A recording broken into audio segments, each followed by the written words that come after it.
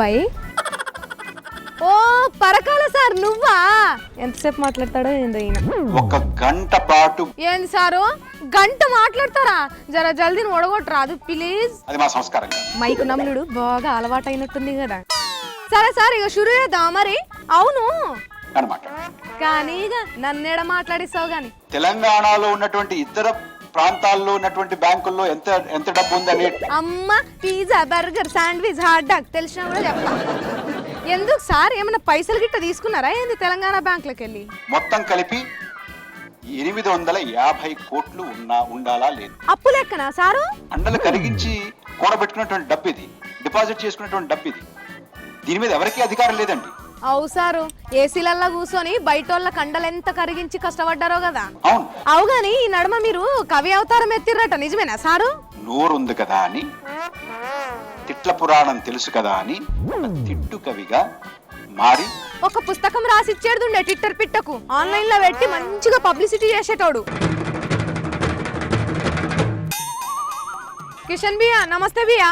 మీరు 4 నెలల క్రితం మాట్లాడారు.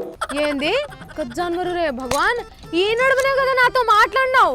చాలా సార్లు మాట్లాడాను. మరి 4 నెలలని చెప్తావేంది? ఏమైంది వ్యా? ఏమన్నా టెన్షన్లు ఉన్నావా? మీరు చేసినటువంటి ఆలస్యం కారణంగా. నీ కళ్ళు చెబుతున్నాయి నువ్వు అబద్ధాలు ఆడుతున్నావని. అవును.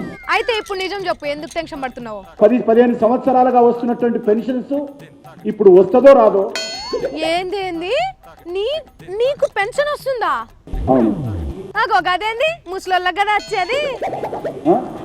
బియా మీరు కూడా గిట్ల చేస్తే ఎట్లనే? నాకేం సంబంధం లేదు. నెల తీసుకుంటున్నావు, మళ్ళీ నాకేం తెలియదు అంటున్నావు. ఏందో బియా అంత ఆగమాగం చేస్తున్నావు. సరే గాని దత్తన్న ఫోన్ చేసిండా మంత్రం అయినాక? ఎవ్రీ సెకండ్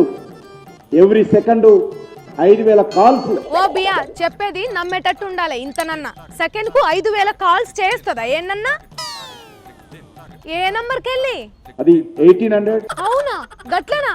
ఏ కంపెనీ సింబియా గది? కిషన్ తెల్లా జోబియా నీకేందో గడబడైతున్నట్టుంది. ఏందో మాట్లాడుతున్నావు. ధన్యవాదాలు. నమస్కారాలు తండ్రి.